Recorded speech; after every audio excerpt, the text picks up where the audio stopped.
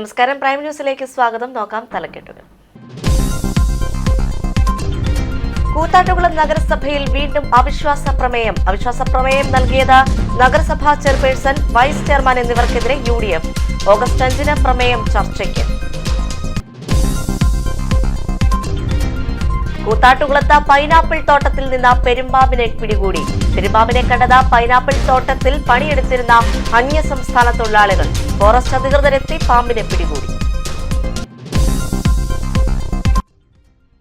ഇടുക്കിയിൽ വാഗമണിന് സമീപം വിനോദസഞ്ചാരി കൊക്കയിൽ വീണ് മരിച്ചത് എറണാകുളം സ്വദേശി തോബിയോസ്. ചാത്തൻപാറയിൽ ഇറങ്ങുന്നതിനിടെ കാൽ വഴുതി കൊക്കയിൽ വീഴുകയായിരുന്നു.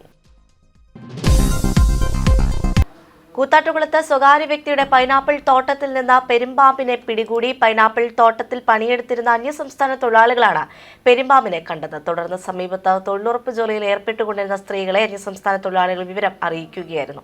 ഫോറസ്റ്റ് അധികൃതരെ വിവരം അറിയിച്ചതിനെ തുടർന്ന് പാമ്പ് പിടുത്തത്തിൽ വിദഗ്ധനായ മൂവാറ്റുപുഴ സ്വദേശി സേവയെത്തി പാമ്പിനെ പിടികൂടി.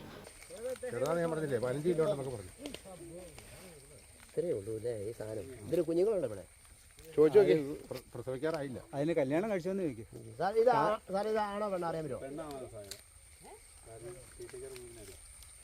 മുട്ട വിരിഞ്ഞ്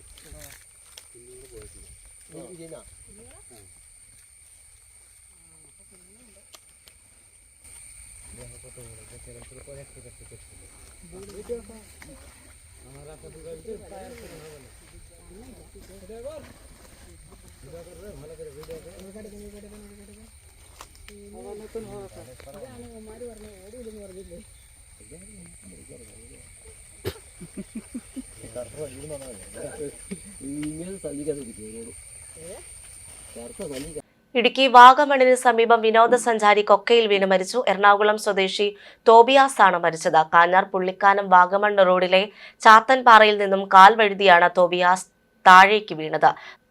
ചാത്തൻപാറയിലേത് 100 അടി താഴ്ചയുള്ള കൊക്കയാണ്. ഇന്നലെ രാത്രി 9 മണിയോടെയായിരുന്നു അപകടം നടന്നത്. സുഹൃത്തുക്കൾ വിവരം അറിയിച്ചതിനെ തുടർന്ന് മൂലമറ്റം, തൊടുപുഴ ഫയർഫോഴ്സ് സ്റ്റേഷനുകളിൽ നിന്നും ഉദ്യോഗസ്ഥർ സ്ഥലത്തെത്തി. കോടമഞ്ഞായതിനാൽ രക്ഷാപ്രവർത്തനം ദുഷ്കരമായിരുന്നു.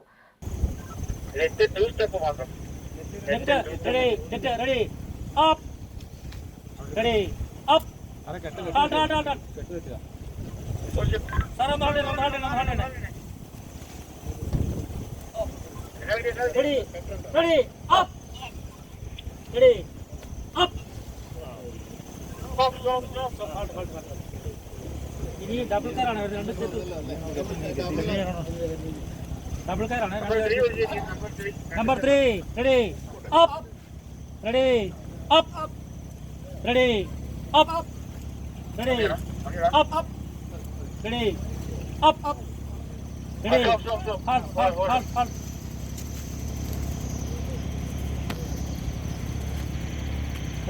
Number 4,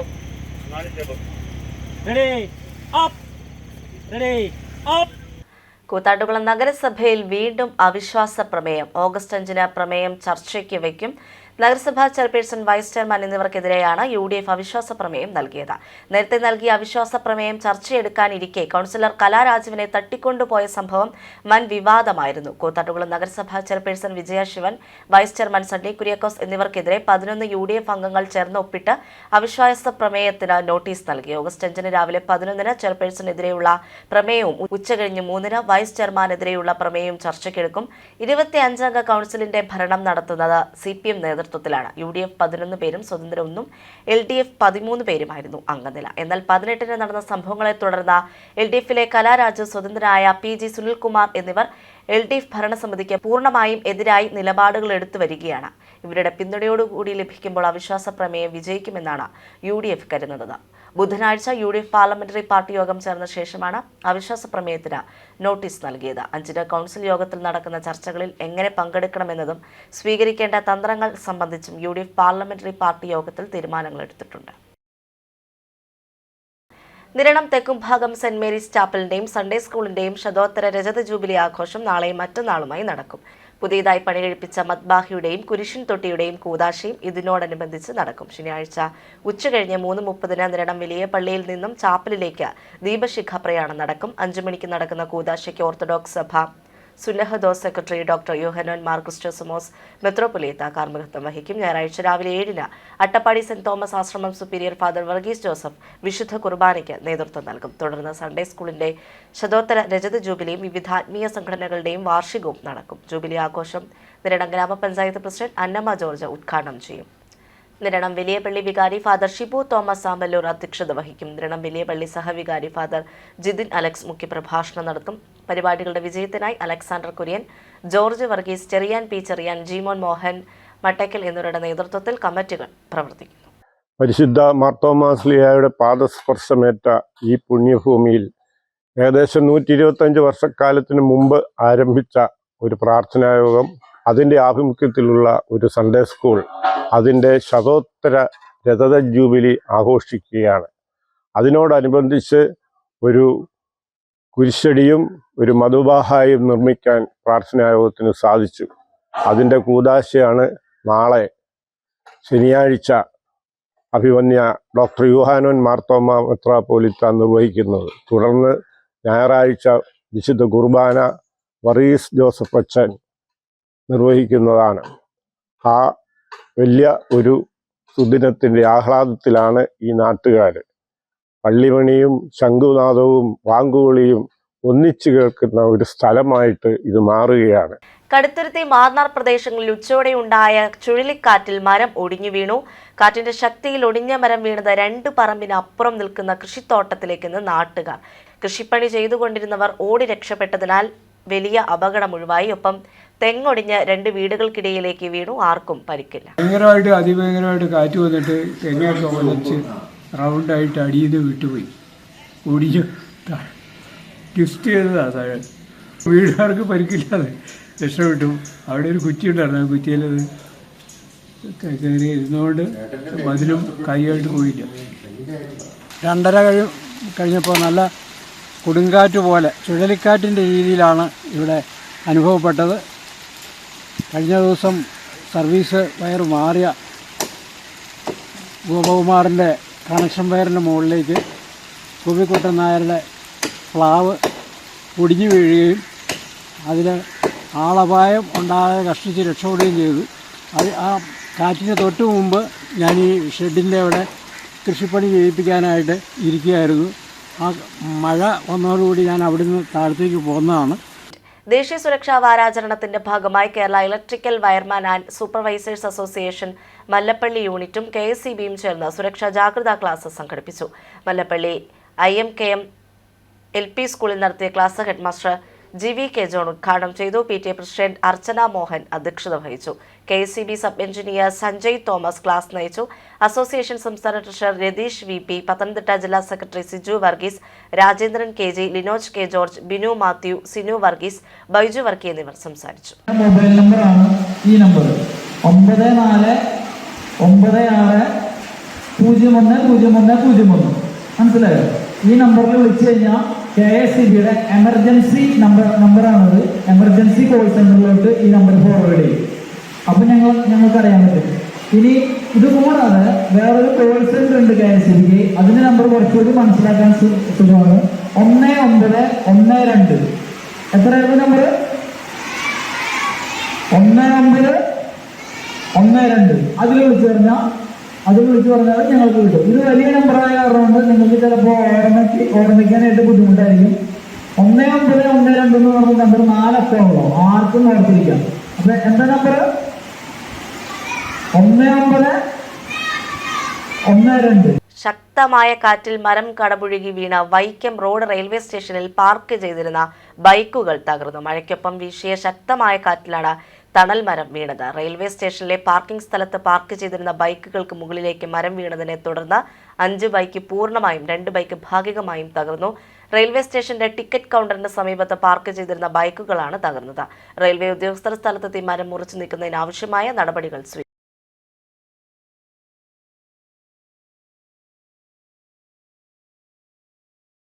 ഇന്ന് ഉച്ചയോടെയുണ്ടായ ശക്തമായ കാറ്റിൽ കോട്ടയത്ത് വീടിന്റെ മേൽക്കൂര തകർന്നു. ആസ്പെറ്റോസ് ഷീറ്റ് 30 മീറ്ററോളം അകലേക്ക് പറത്തി.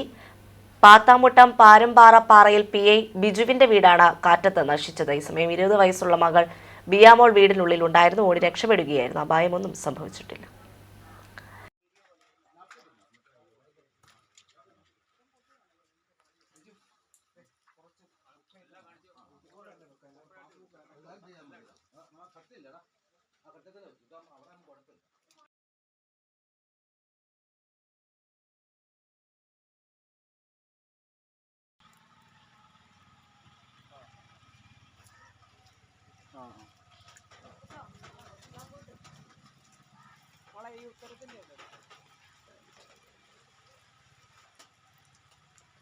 തലോലപ്പുറം അംഗനവാടിയിൽ അർദ്ധനഗ്നനായിരുന്ന മാനസിക വൈകല്യം നേരിടുന്ന ജാർഖണ്ഡ് സ്വദേശിയെ പരിശോധനയ്ക്കായി കോട്ടയം മെഡിക്കൽ കോളേജിലേക്ക് മാറ്റി. അംഗനവാടി തുറക്കാനെത്തിയ ജീവനക്കാരാണ് ഇയാളെ കണ്ടത്.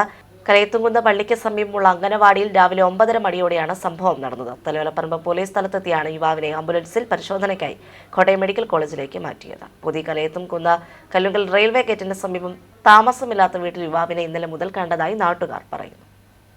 9:10 സംഭവം. 9:10 സെന്റർ തുറന്നു. ഗേറ്റ് തുറന്ന് ഇവിടേക്കായിരുന്നു. അതുകൊണ്ടായിരിക്കും ഒരു പക്ഷേ കയറി വന്നത്. ഞാൻ അകത്തേക്ക് കയറി, ഇയാളും പുറകെ അകത്തേക്ക് കയറി വരുവാ ചെയ്തത്. നമ്മൾ പറഞ്ഞു ഇറങ്ങാൻ, 3-4 തവണ പറഞ്ഞിട്ട് ഇറങ്ങിയില്ല. അവസാനം അകത്തോട്ട് കയറി എന്തെങ്കിലും ഒരു വടി എടുക്കാമെന്ന് വെച്ചപ്പോഴത്തേന് ഇറങ്ങി താഴെ കുറേ സമയം നിന്നു. അതിനുശേഷം പിന്നെയും ഞാനും പുറകെ ഇറങ്ങി വന്നപ്പോഴത്തേന് വെളിയിലേക്ക് ഇറങ്ങുകയാണ് ചെയ്തത്. നമ്മളടുത്ത് പോലീസിനെ അറിയിച്ചു. പോലീസ് എത്തി. ബാക്കി കാര്യങ്ങളൊക്കെ അവർ തന്നെയാണ് ചെയ്തത്.